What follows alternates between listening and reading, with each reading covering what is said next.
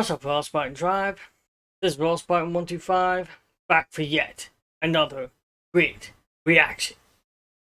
Okay, this is 3 Horror Stories animated compilation by Martin Animations. Now, I've done a few of these in the past. I don't know if you guys enjoy them or not, but I sure do. Yeah. I like being scared every once in a while. I just being creeped out, you know? Yeah, it can be exciting. As long as it's only on the screen. Yeah, I don't want it in real life. No, absolutely not. No. Okay, let's jump in. When I was 14, I was sent to a mental institution. Here's why. I don't have any friends, and I kept to myself. I loved to look at pictures of dead people, and to be honest, I still do. My parents struggled with trying to make me act normal, and I have no explanation for you or for them. I didn't like other kids. I didn't like anyone, not even my parents. The only person that I did like was my little brother Harold, who was just like me. He was quiet, and he didn't have any friends either. We would play outside and hang out all the time, and everything was great. Until this one night.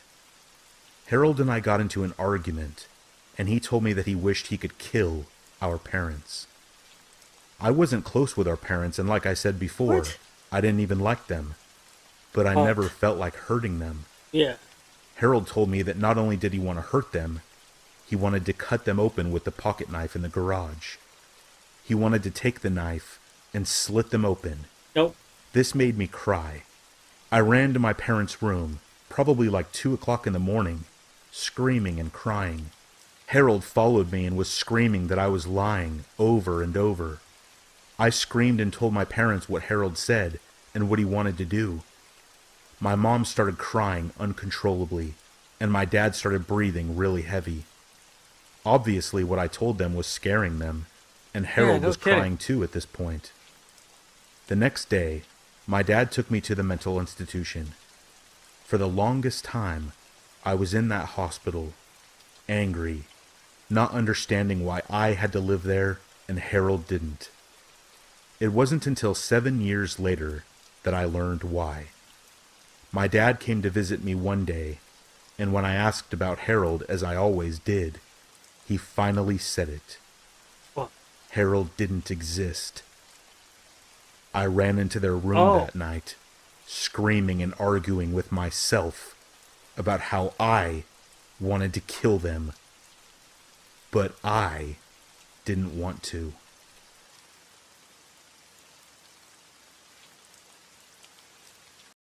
Okay, that's a whole lot of crazy right there. Whoa, your own kid comes into your room at 2 o'clock in the morning and starts arguing with himself about how he wants to kill you?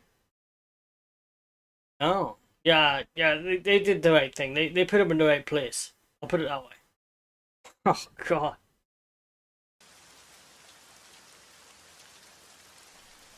This was out of this world, insanely scary. Please forgive the short length. Not much happened. I was 11 years old, living in Boston with my dad. I woke up one night super late for an unknown reason.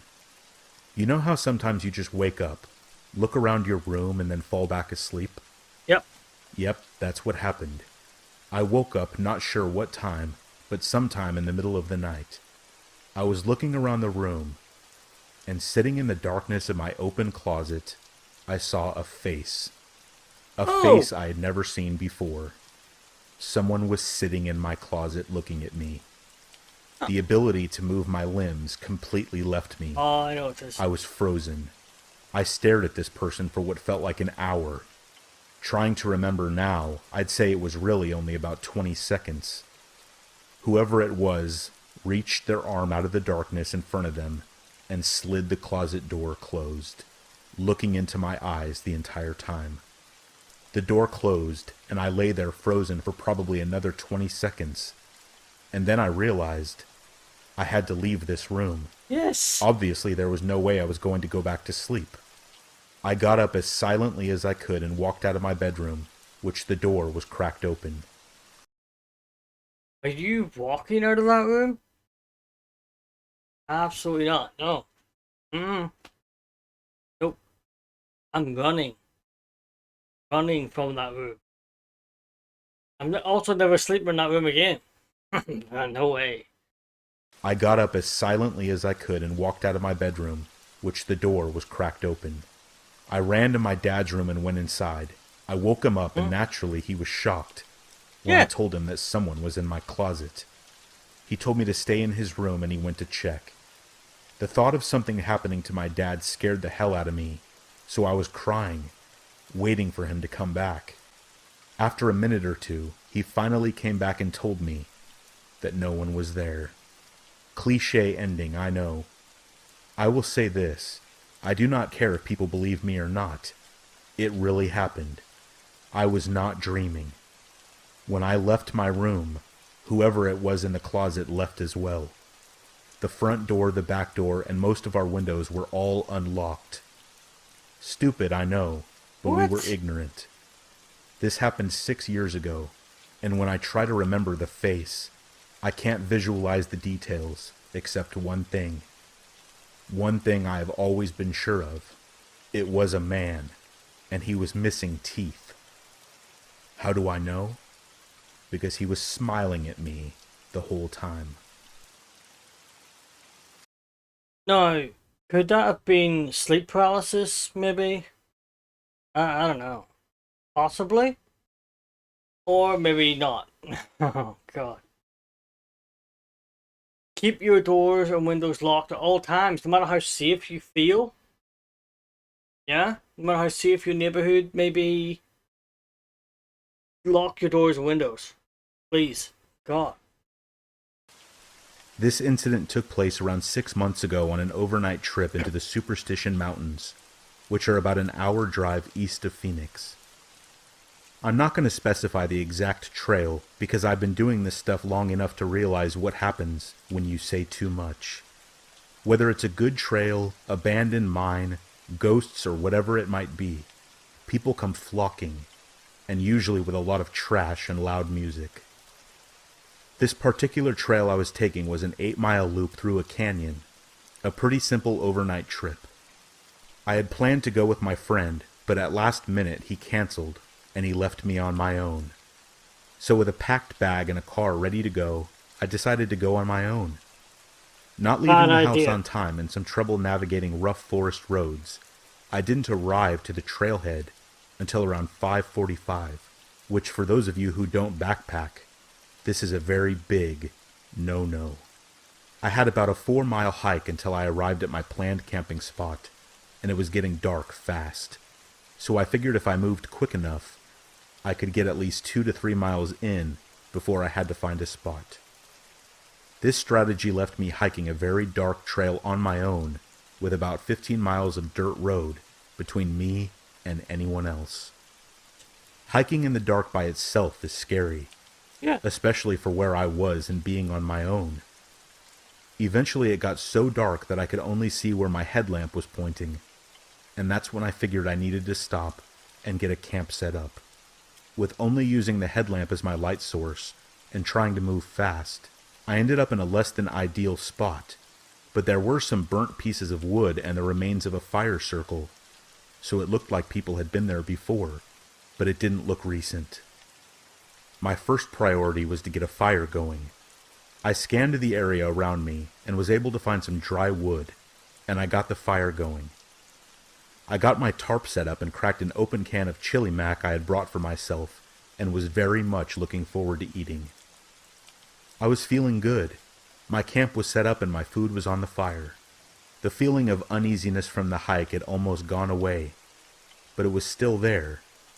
The side effect of camping alone in a remote area. To fully understand what happened, I have to explain to you how my camp was set up. The site I had picked was a small clearing surrounded by large pine trees, with the trail about 30 feet to my left. When you're in the woods and have a fire going, the fire casts a circle of light around it, and everything in the edge of that circle and past it are pitch black. I was sitting on the ground near my fire eating my dinner when a small rock, about the size of a marble, was thrown into my camp. I looked in shock What? as I was positive that I was the only person on this trail that night. I immediately turned my Clearly light not. on and towards the area where I had seen the rock come from, but due to the density of the pines and the brush, I could only see about 10 feet. I spent the next 15 minutes in disbelief as I scanned in the tree line that surrounded me, searching for whoever had thrown the rock, not daring to stray too far from my fire, that in hindsight offered me a false sense of security. After sitting back down and spending the rest of my time on high alert, I was able to convince myself that I had somehow kicked the rock, or it had fallen from a tree or something. I went to sleep that night not expecting the pure terror that was about to unfold. Stupid. I awoke to the sound of rustling leaves, barely inaudible if you weren't listening for them, but they were there. Still in a sleepy daze, I listened, as the rustling of leaves got harder to hear, as I assumed they were moving away from me. I went to grab my handheld flashlight that I had left next to me when I had fallen asleep, but the I'm already getting the moral of the story, yeah? Do not camp alone. Do not hike alone. Don't do any of that stuff alone. But yeah, just don't do it. At all. Yeah? But yeah. You hear sounds outside your tent if you are camping. Do not assume the person's moving away. They could be moving closer to you. Assume that. Yeah? That's what you assume. Yeah, that would be terrifying though. It really, really would. leaves got harder to hear, as I assumed they were moving away from me. I went to grab my handheld flashlight that I had left next to me when I had fallen asleep, but the more I looked, the more scared I got as I came to realize that it was no longer there. Oh, I stood up in my sleeping bag and ducked out of my tarp and looked around. I was able to see a light off in the woods. It couldn't have been more than 15 feet away. It was my flashlight, laying on the ground in a pile of leaves. This is one of those few moments in my life where I've almost crapped my pants. The yeah. flashlight that I had left sitting right next to me when I had fallen asleep a few hours ago was now 15 feet away, in the tree line of the woods. I hurriedly slipped my boots on, clutching my knife in my other hand and keeping my head on a swivel. I weighed my options. Stay here and wait out the night, Nope. or attempt the 3-mile hike back to the car in the dark. I figured that whoever was out there with me was definitely going to have a better advantage if I was out on the trail without a light. True. So I decided to stay at the camp and wait out the night. Eventually, whoever it was came back. I could hear them walking around the woods. It was far off, but I could hear them. It sounded like someone leisurely walking by, like they were on a stroll, without a care in the world. Sometimes they would walk so far away, and I would lose the sound of their steps. But then, an hour later, maybe 2, they would return, still faint. This went on for 3 or 4 hours until I listened to the steps get closer and closer, until they were about 7 feet away from me. At this point, the fire had gotten very small, as I had run out of wood in my pile.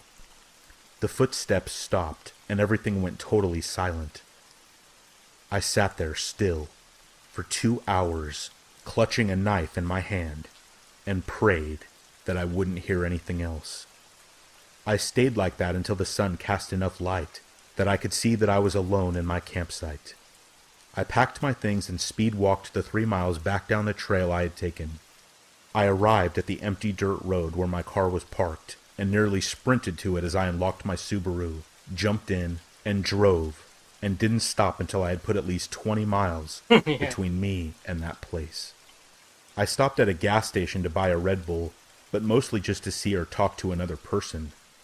As I exited the store, I was able to read what someone had written in the dust on my back window. Sleep well. A lot of weird things have happened to me on my various adventures through Arizona, but this is the weirdest and the scariest by far. There was somebody seriously deranged in the woods that night. Yeah. Do yourself a favor and stay as far away from those mountains as you can.